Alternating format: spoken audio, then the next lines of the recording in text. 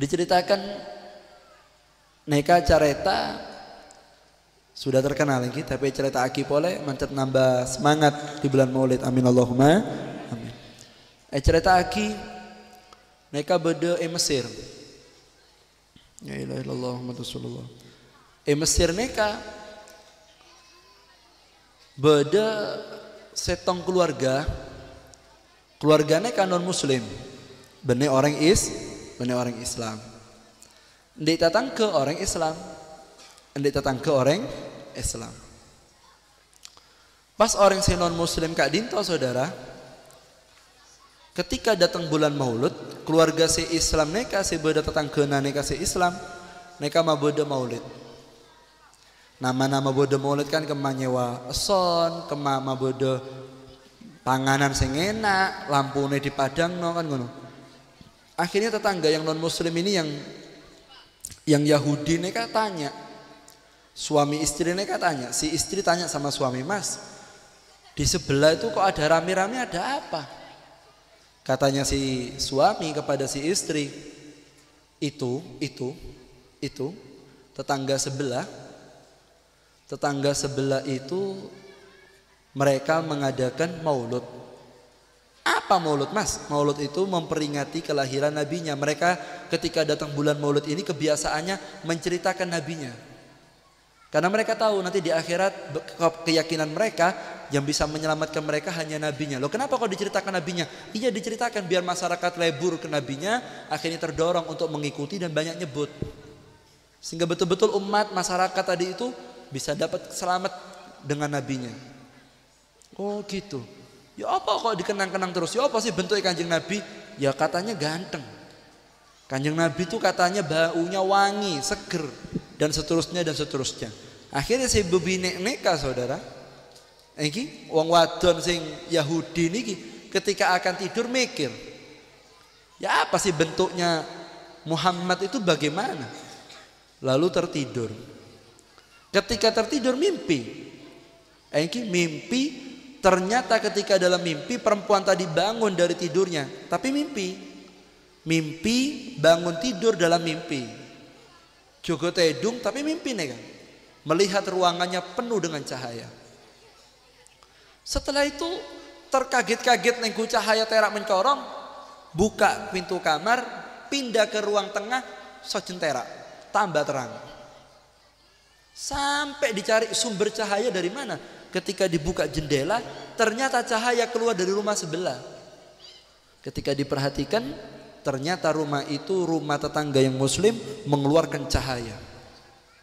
Akhirnya perempuan yang Yahudi ya kan, bebine Yahudi ini keluar dari rumah tadi itu, lalu masuk ke tempatnya si muslim, lalu lihat ternyata rumahnya si muslim dihadiri oleh orang-orang yang berwajah putih dengan baju yang putih yang segar. Maka orang nikah ketika ngabes kondisi nikah, tanya sama orang yang depannya pintu tadi, tanya, "Bapak, ini siapa ini? Kok banyak manusia seperti ini terang-terang wajahnya?" Apa kata si orang yang di depan kursi? "Kami ini arwahut takhirat. Kami ini adalah arwah-arwah yang suci." "Ada apa di sini? Kok sampai datang ke sini, ada apa?" "Karena di dalam ada pemimpin kami, yaitu Nabi Muhammad SAW." "Yang mana itu yang di dalam?" Akhirnya bebinek nikah jalan ke jendela, pas apa macuruna cungu iki apa macuruna corne iki nikah Pak diintip macuro apa jawane diintip. Ketika diintip ternyata di dalam rumah itu wajahnya terang-terang dan yang di tengah lebih terang dari yang lain dan senyumnya lebih bagus dari yang lain. Maka tanya sama orang di depan, "Itu siapa di dalam?" Itu di dalam itu arwahnya para anbiya dan para sahabat yang kibar. Yang di tengah siapa itu? Yang rambutnya segini, yang senyumnya bagus siapa? Yaitu pemimpinnya, yaitu Nabi Muhammad SAW. Terus perempuan ini ngomong sama yang di depan pintu, ngomong, "Kalau saya nyapa apa nyaut?" Nyaut. Walaupun kamu kufarnya ngasih salam, nyaut. "Boleh saya sapa?" "Boleh, monggo." Akhirnya si perempuan tadi itu mendekat ke arah Rasulullah melalui arah pintu, lalu dari jauh menyapa Kanjeng Nabi, sama Kanjeng Nabi dipanggil, lalu didoakan oleh Kanjeng Nabi. Melihat senyumnya Kanjeng Nabi dalam mimpi tadi itu, terkejut bergetar, langsung syahadat depan Kanjeng Nabi Muhammad SAW.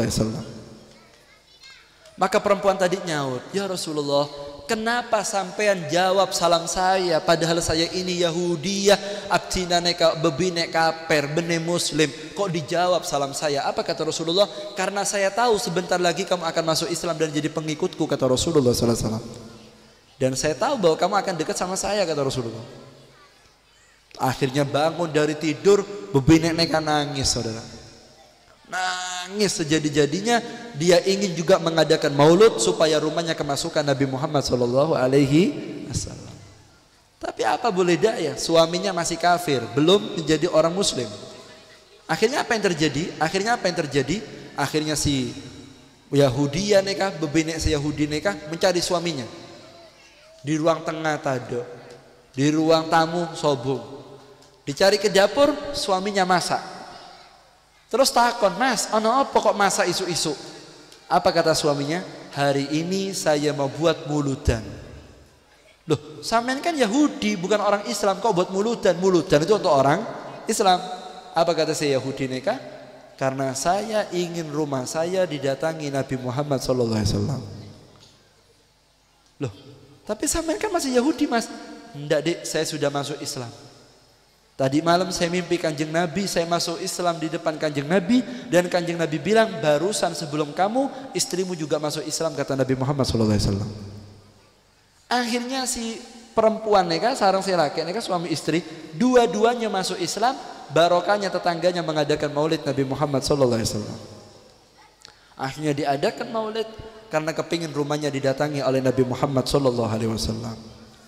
Begitu hadirin rahimakumullah ngereng iki, menampin ngonceng Habib, ngonceng Kiai, repot kema ngelingkari kalender iki, kema dikit jadwal tepak, kema dikit ngetek panitiana kan iki, telepon mata Rabu Habib, nah kan iki mata Rabu Kiai, bel terus, naik repot, sampai marabu Kiai, marabu Habib, naik repot, harus acabis, ini mau menyempatkan jadwal, bagaimana supaya datang dan macam-macam. Tapi kalau Kanjeng Nabi gampang, nanti malam sampai sebelum tidur baca maulud. Sampean yakin, tidak yakin, percaya, tidak percaya, Kanjeng Nabi main rumah sampean. "Saya tidak mimpi, Beb, tidak usah mimpi, tidak perlu mimpi. Saya tidak dapat kabar dari wali-wali, tidak usah kabar dari wali, yang ngasih kabar Kanjeng Nabi. Kau sebut nama saya datang." Kurang yakin sampean. Sampean sama wali percaya, sama Kanjeng Nabi tidak percaya, gimana ini? Padahal tidak mungkin Kanjeng Nabi itu bohong, dan tidak bisa bohong. Shodiqul masduq, ucapannya pasti terpercaya. Gimana kan Nabi Muhammad SAW. Seandainya pun tidak ada cerita Yahudi dan Yahudiya nikah, tentu kita tidak mengurangi keyakinan kita bahwa rumah kita tetap akan didatangi Kanjeng Nabi saat kita mengadakan peringatan maulud. Tapi saya nggak menghadirkan Kanjeng Nabi dengan pengagungan.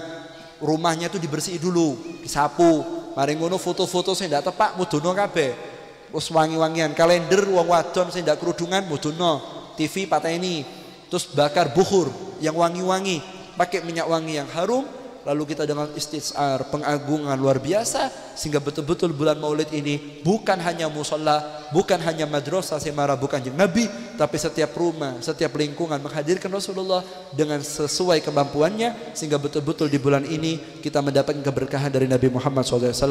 Semoga berkah maulud yang kita adakan ini kita bisa mendapatkan keberkahan dari Nabi Muhammad SAW.